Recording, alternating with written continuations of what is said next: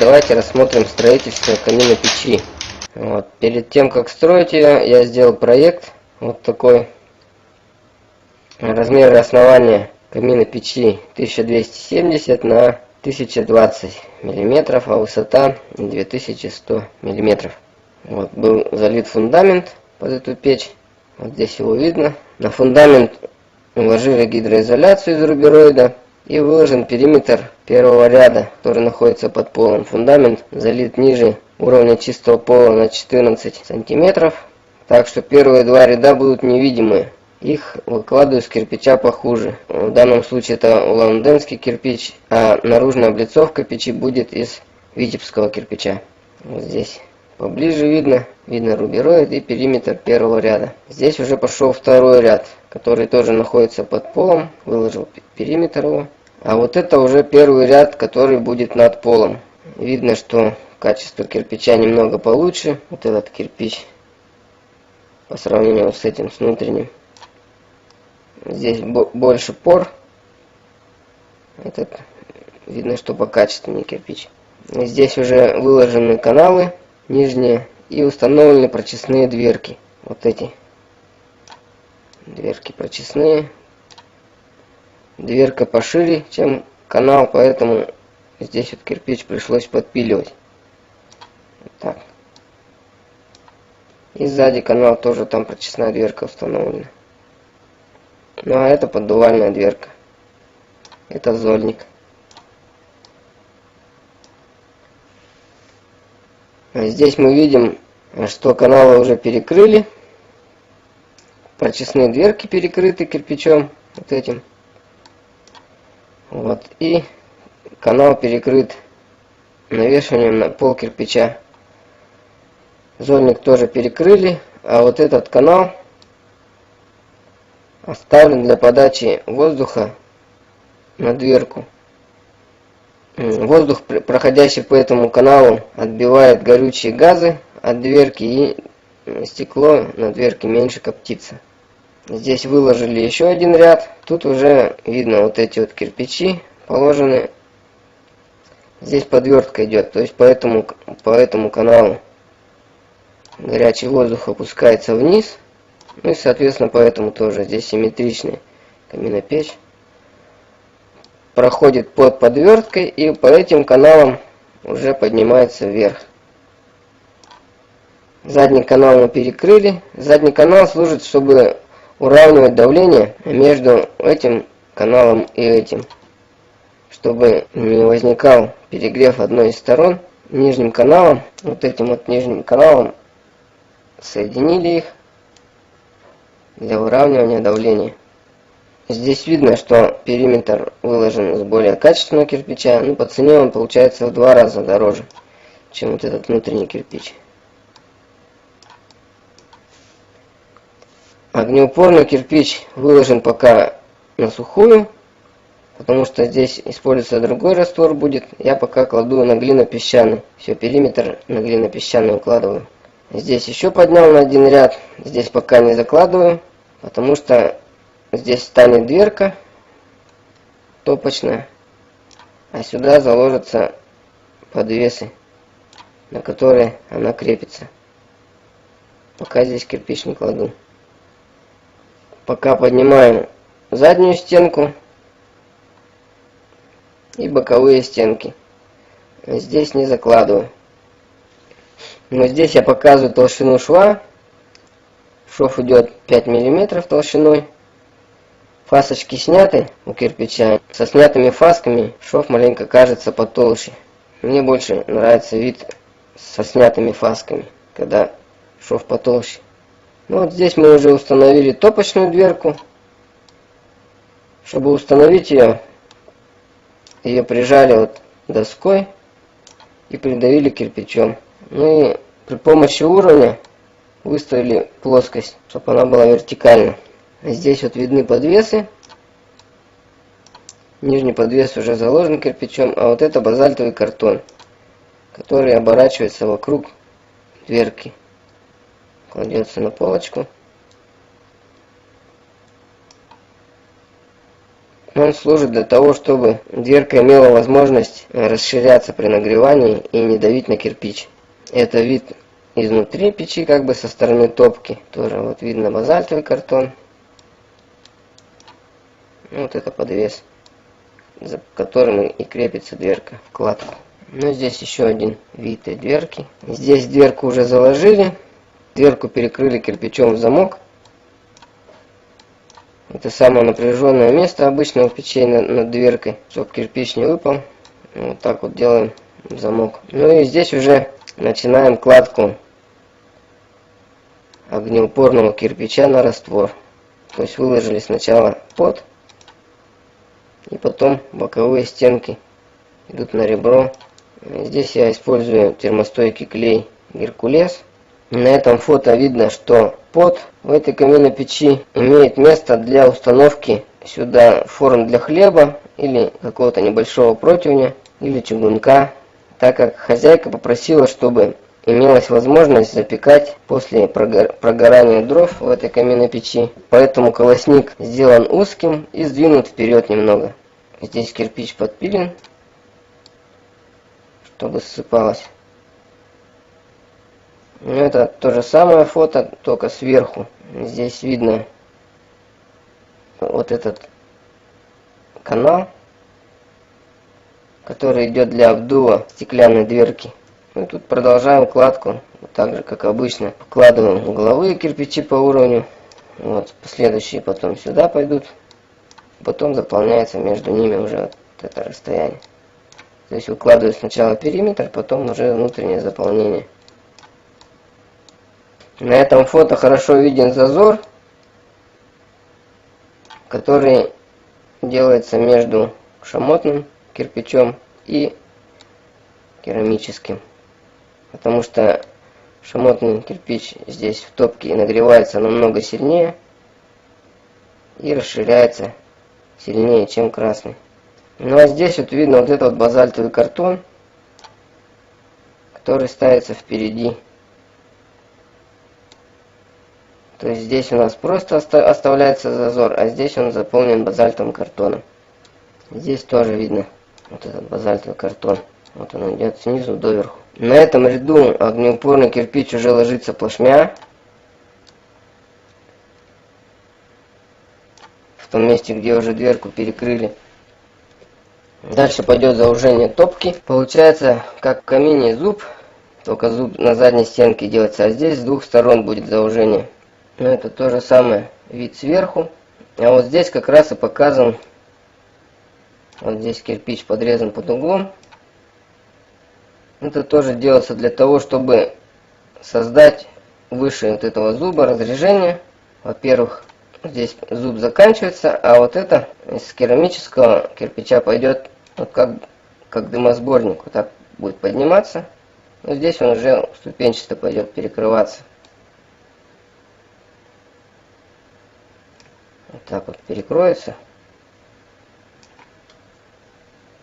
И второе назначение. Вот эти плоскости, они отражают тепло внутрь топки, что будет благоприятно сказываться на приготовлении пищи. Ну там хлеб будет хозяйка печь или еще что-то варить. Это то же самое. Видно зуб сверху. Ну а здесь уже зуб полностью выложен, то есть остается такой небольшой зазор над топкой.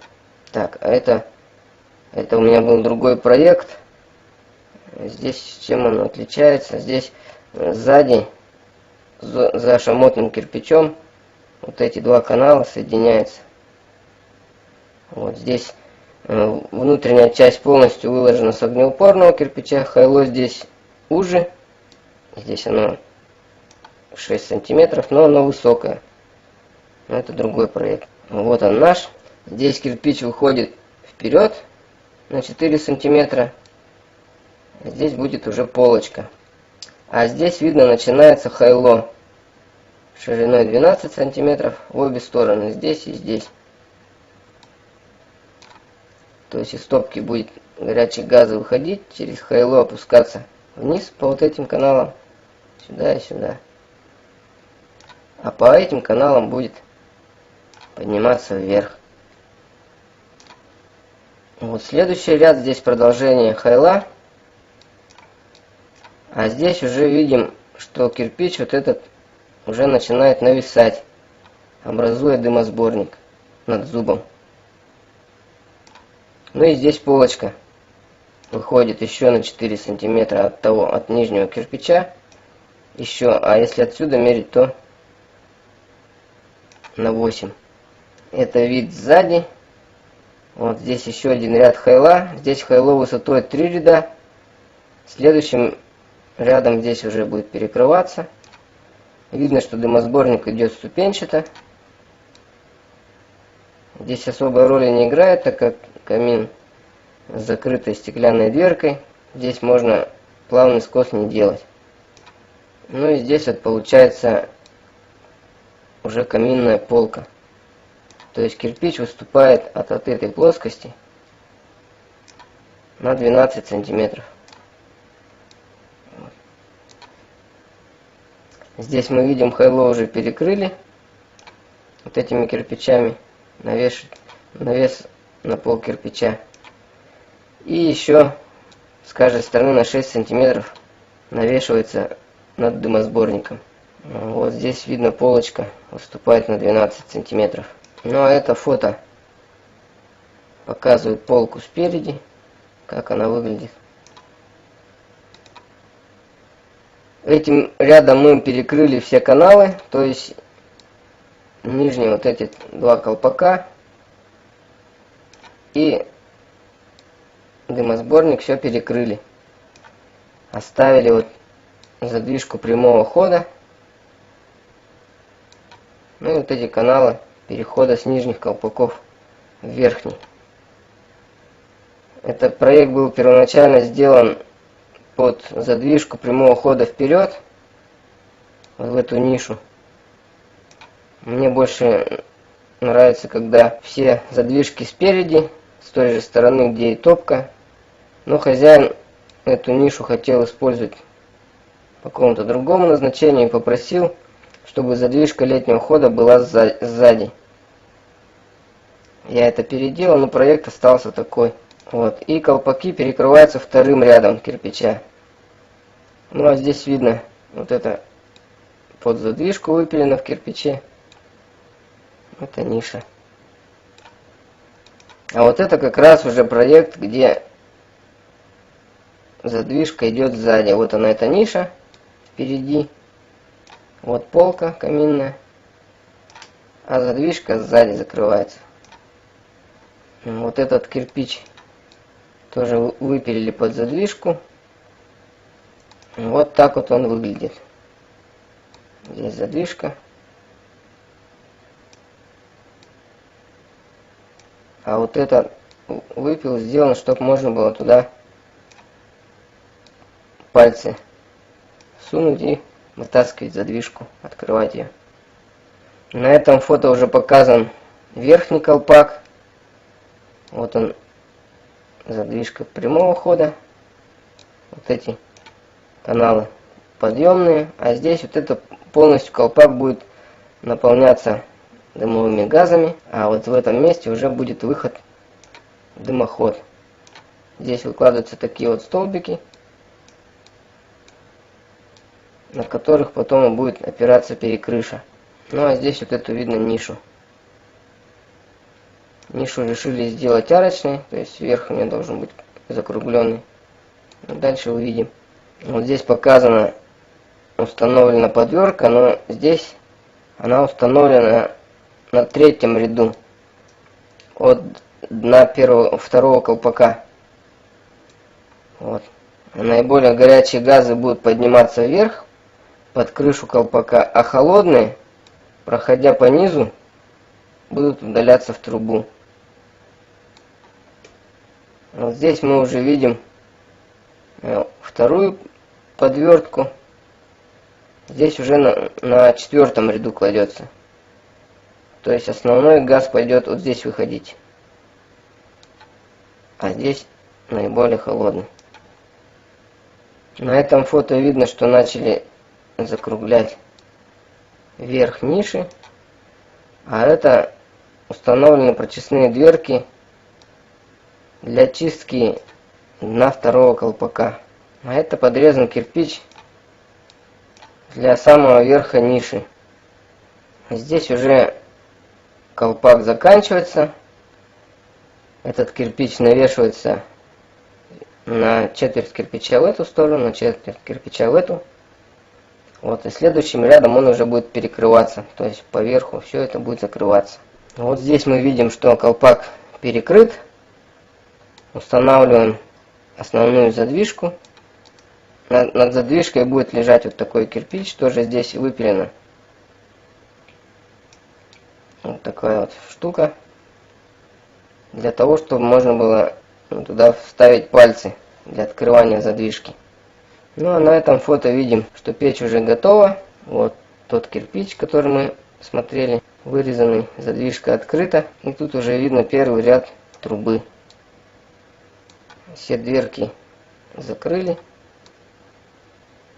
Прочистные, поддувальную установили на место. И на топочную дверку тоже уже поставили стекло. Ну а здесь видно самый верхний ряд каминной печи. Кирпичи сдвинуты на 6 сантиметров. Вот эти подрезаны. И эти кирпичи сдвинуты, получается, для того, чтобы не было сквозных швов. То есть последними двумя рядами все очень плотно перекрыто. Даже где-то если высыпется раствор с предпоследнего ряда, то насквозь свеча не будет.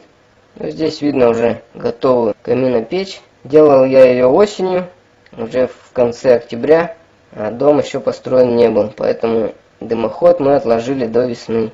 Ну а здесь я делаю пробную топку. Друзья, минутку внимания. Если вам понравилось это видео, нажмите на рекламный блок справа от экрана или на рекламу под ним. Огромное вам спасибо.